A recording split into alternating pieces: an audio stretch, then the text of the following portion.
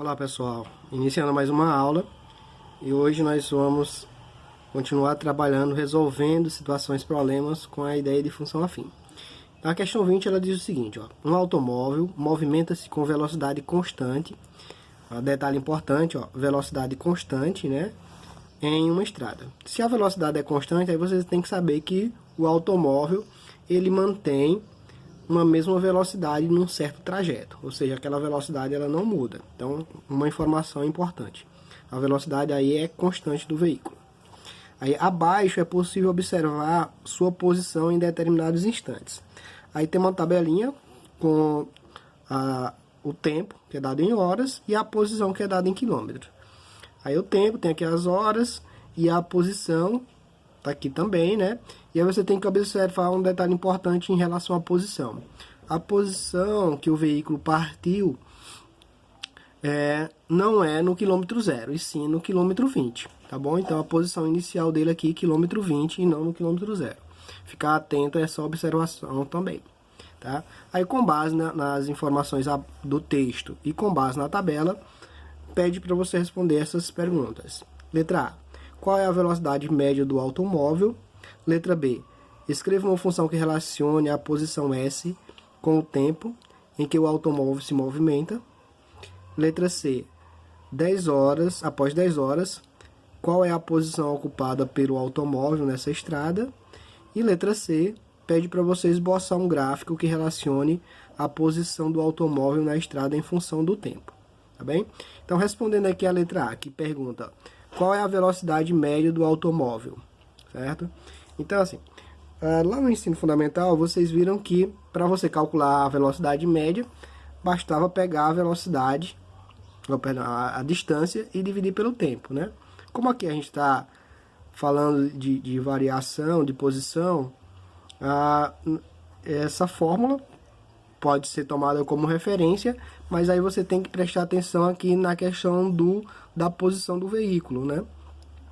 Então aqui, ó, como é na posição 20, não basta pegar aqui a distância e dividir pelo tempo, né? Então você tem que ver essa questão da posição que o veículo está, né? E a posição de onde ele partiu, né? De qual quilômetro ele partiu, tá bom? Como a velocidade é constante, né? Aí eu posso pegar qualquer uma dessas informações aqui, ó, a partir de 3 horas, ó. Posso pegar essa informação, posso pegar essa, posso pegar essa. Qualquer uma delas vai me fornecer a velocidade média, tá bom? Então aqui, ó, com essa coluna, ou com essa, com qualquer uma delas eu consigo encontrar a velocidade média. Como assim, professor? Olha, a velocidade média, você vai pegar, eu peguei aqui a primeira coluna, né, que é 290, você vai pegar a posição final aqui do veículo, que é 290 km, menos a inicial, que é 20 km, e divide pelo tempo final menos o inicial, ou seja, 3 horas menos 0 horas. Aqui, ó. Percebam que a hora inicial é 0, né? Aí eu peguei essa primeira coluna, né? Como eu disse, eu poderia pegar essa ou qualquer uma dessas, né? Eu peguei aqui essa primeira, né? Como o resultado não vai alterar e essa vai me dar menos trabalho, eu peguei essa, tá ok? Mas quem pegou a segunda ou a terceira, não altera o resultado, certo? Então eu peguei aqui, ó, a posição final menos a inicial, dividido pela hora final menos a inicial. Aí aqui eu tenho, ó, 290 menos 20 dá 270 e 3 menos 0 dá 3. Aí fica 270 dividido por 3, que vai dar o quê? Ó, 90 km por hora. Então a velocidade média desse veículo, 90 km por hora. Tá bem? Vamos lá para a letra B. A letra B diz o seguinte: escreva uma função que relacione a posição S com o tempo em que o automóvel se movimenta. Então, pessoal, ó, nós temos aqui duas variáveis, a velocidade S, que é a posição do veículo, e a variável T, que é o tempo que o automóvel se movimenta, tá bom? Então, na hora que você for escrever a lei de formação, você tem que trabalhar com essas duas variáveis. E perceba o seguinte, que a posição que o veículo se encontra depende do tempo, certo? Quanto maior o tempo, maior é a posição em que o veículo se encontra, tá bom? Então, nesse caso aqui, a posição vai depender do tempo que o automóvel se movimenta, tá certo? Então tá aqui, ó. Nós já vimos aqui, ó, que a posição vai estar em função do tempo. Vimos que em relação à posição, a posição inicial era 20, então eu já tinha aquele valor fixo de 20, certo? Então tem um termo independente aqui que é 20, mais a velocidade multiplicada pelo tempo. Ou seja, para mim calcular a posição do veículo, eu tenho que pegar a posição inicial dele, que é os 20, né? Mais a velocidade que ele está se deslocando multiplicada pelo tempo, ok? Então a fórmula é S de T igual a 20 mais 90 vezes T, ou 90T, como queira, ok? Vamos lá para a letra C. A letra C diz o seguinte: após 10 horas, qual é a posição ocupada pelo automóvel nessa estrada? Ora, aqui na letra B, nós acabamos de escrever a fórmula matemática ou lei de formação que permite calcular qualquer posição dependendo do tempo de deslocamento do veículo. Então, se eu quero calcular a posição em função do tempo, basta eu pegar essa lei de formação, essa fórmula, e onde tiver o tempo eu faço a substituição. Então, vamos lá, ó, como é que fica? Ó. Peguei aqui a fórmula, S de T é igual a 20 mais 90T. Como são 10 horas, ó, onde tinha o Tzinho, que é o tempo, né? Eu substituí por 10. Então, fica S de 10 igual a 20 mais 90 vezes 10. Independente da ordem, como você tem aqui uma adição e tem uma multiplicação, você tem que resolver a multiplicação primeiro, né? Então, aqui, ó, 90 vezes 10 vai dar 900. E aí, depois eu fiz a adição, ó. 20 mais 900, 920. Ou seja, após 10 horas de deslocamento, o veículo ele se encontra no quilômetro 920, tá bom? Então, ele se encontra no quilômetro 920. E vamos aqui para a letra D, né? Na letra D diz o seguinte: esboce um gráfico que relacione a posição do automóvel na estrada em função do tempo, né? Então, o que é que você vai fazer? Fazer um esboço do gráfico, né? Para isso, você vai ter que trabalhar também com essa lei de formação aqui, ó. Porque é com base nela que você vai fazer o esboço do gráfico. Aí, olha, o que é que você faz? Escolhe algumas horas, alguns tempos, e substitui aqui, ó, pelo T, e vai obtendo resultados, né? Eu escolhi aqui, ó, 3, só para a gente ver aqui, ó. Peguei aqui o tempo inicial, que é 0, aí você vê que a posição também vai ser a posição inicial, né, que é 20 km, ou seja, ele estava já na posição 20. Depois eu peguei aqui, ó, 2 horas após de deslocamento, né, aí aqui, ó, aí vai ficar, substituindo o T aqui, ó, por 2, eu vou ter 90 vezes 2 dá 180, mais 20 dá 200, ou seja, 2 horas de deslocamento, o veículo ele se encontra no quilômetro 200. E eu coloquei aqui também 5 horas de deslocamento, né? 90 vezes 5 vai dar 450, mais 20, 470. Ou seja, após 5 horas de deslocamento, o veículo se encontra no quilômetro 70. E aí eu fiz a representação aqui no gráfico, ó. Coloquei aqui, ó, o eixo da horizontal representa o tempo e o da vertical a posição que o veículo se encontra, né? Aí aqui, ó, quando o tempo é 0, o veículo se encontra na posição 20. Foi o que nós vimos lá, né? A 2 horas de deslocamento, ele vai se encontrar no quilômetro 200, né? E 5 horas de deslocamento, ele vai se encontrar no quilômetro 470. Professor, eu poderia pegar outros valores aí? Poderia. Qualquer valor que você pegar vai estar dentro desse gráfico aqui, ó. Perceba que 1 hora, ó, se você pegar aqui 1 hora, ó, dá aproximadamente 100, né? Dá um pouco mais de 100, né?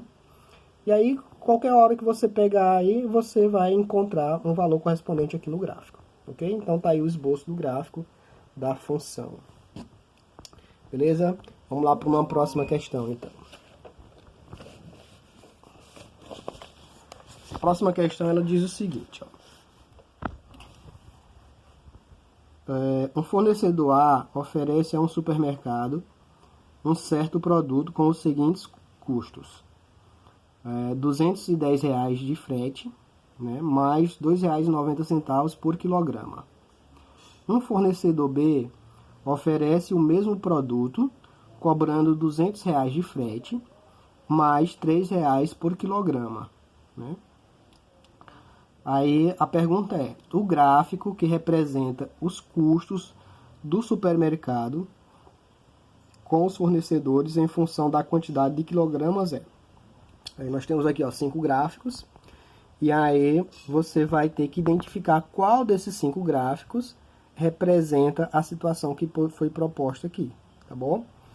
Primeiro, olha, quando você olha aqui, R$ 210 de frete, que é um valor fixo, mais R$ 2,90 por quilograma, isso aí nos induz, na realidade, nos mostra que é uma função afim, ou seja, uma função de primeiro grau, tá bom?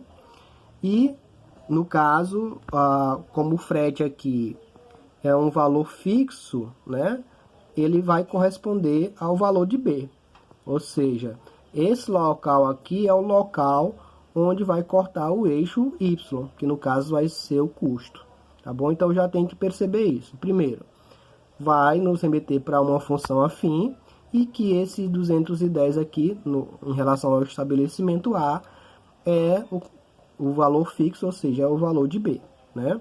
Então, o local onde vai cortar o eixo da vertical. Então, aqui, ó, por essa informação já dá de descartar alguns gráficos aqui, ó. Primeiro, como vai cortar nos valores fixos, né? Esse da letra A aqui tem possibilidade de acontecer, ó, porque está cortando nos valores fixos, tá certo? Ó, 200 e 210. E também, como são função afim, né? São retas. Então, tem uma possibilidade de ser a letra A. Tem possibilidade de ser a letra B? Na letra B você já pode descartar. Por que que pode descartar a letra B? Primeiro, porque o valor de B, que é onde vai cortar o eixo da vertical, não está sendo representado aqui no gráfico da letra B. Então, descarto aqui a letra B. Letra C. Dá para me descartar o gráfico aqui da letra C? Olha, apesar de estar cortando aqui nos valores independentes, que são os valores de B, o gráfico formado é uma curva exponencial, ou seja, não é uma função afim, não é uma função de primeiro grau. Então, por ser uma curva aqui, eu descarto também a letra C, certo? Então, dá de descartar a letra B e dá de descartar a letra C. Vamos analisar aqui a letra D. Olha, a letra D também eu posso descartar, ó, porque está indicando que vai estar cortando aqui o eixo horizontal, né? Que está representado aqui os quilogramas. Mas na realidade tem que cortar o eixo vertical, que é o custo, né? Então, posso descartar também o gráfico da letra D. E analisando aqui o gráfico da letra E, agora aqui, ó, é uma reta, são retos os gráficos, então tem possibilidade de ser por isso. E também está cortando aqui o eixo da vertical nos pontos que são o valor de B, os termos independentes, os termos constantes, tá certo? Então, eu tenho duas possibilidades, ou é a letra A ou é a letra E, né? É uma das duas. Professor, e como saber qual das duas é? Ora, você vai ter que promover cálculos, porque senão fica difícil saber exatamente qual dos dois gráficos representa a situação, né? Então, aqui eu tenho o custo, né? E aqui eu tenho o total de quilogramas. Nessa situação A aqui, da letra A, eu tenho esse ponto aqui, ó, que indica um local onde o custo é o mesmo, tanto no estabelecimento A como no estabelecimento B. Ou seja, esse gráfico está me dizendo que se eu comprar 100 quilos daquele produto, tanto faz eu comprar no estabelecimento A quanto no estabelecimento B, que o custo para mim, ó, vai ser o mesmo, tá bom? E aqui na letra A também, ó, aqui no gráfico da letra E, tá dizendo, ó, que se eu comprar 10 quilos daquele produto, tanto faz eu comprar no estabelecimento A quanto no estabelecimento B, que eu vou pagar o mesmo valor, certo? Então, tem essas informações aí. Aí, qual dessas duas informações é a verdadeira? Bom, aí fica difícil saber exatamente por isso, ó, porque eu não sei qual é a quantidade de produto que eu vou ter que comprar para o custo nos dois vendedores seria o mesmo, tá? Então, como que eu vou fazer isso? Aí eu vou mostrar aqui para vocês como que a gente vai proceder. Primeiro, nós temos aqui as duas variáveis, né, que é o C, que é o custo, né, e o K, que está representando os quilogramas. Aí o que é que eu faço? Escrevo a lei de formação de cada uma das funções, de cada um dos fornecedores, né? Então, ó, o fornecedor A, eu vou ter aqui, ó, o custo do fornecedor A em função dos quilogramas vai ser o quê? Frete de R$200 mais R$2,90 por quilograma. O custo do fornecedor B, em função dos quilogramas, vai ser um custo fixo de frete, né? R$200 mais R$3 por quilograma. Certo? Então, o primeiro passo é escrever essa lei de formação. Depois que eu faço isso, como nós vimos lá no gráfico que tem aquele ponto que indica que tanto faz eu comprar no fornecedor A quanto no fornecedor B, para mim determinar exatamente qual é a quantidade, se é 100 quilos ou se é 10 quilos, basta eu promover uma igualdade entre essas duas funções de primeiro grau aí, essas funções afins, tá bom? Então, vamos fazer isso, ó. Eu quero que o custo do fornecedor B em função do quilograma, de quilogramas, seja igual ao custo do fornecedor A em função de quilogramas também. Então aqui eu peguei, ó, qual é a lei de formação do fornecedor B? R$200 fixos mais R$3 por quilograma. Do fornecedor A, R$210 fixos mais R$2,90 por quilograma. Tá? Fica uma equaçãozinha de primeiro grau com variável K, ou seja, a incógnita é K. Coloco os termos que tem incógnita no primeiro membro e os independentes no segundo. Ó. Então aqui, ó, eu já tinha 3K, ele permanece 3K, e esse mais 2,9K, que está depois da igualdade, ele passa para antes, né? Fica menos 2,9K. Os independentes, ó, eu já tinha 210 aqui, ele permanece, e aqui eu tinha mais 200, ele vem menos 200. Então eu vou ter, ó, 3K menos 2,9K vai dar 0,1K. 210 menos 200 dá 10. Né?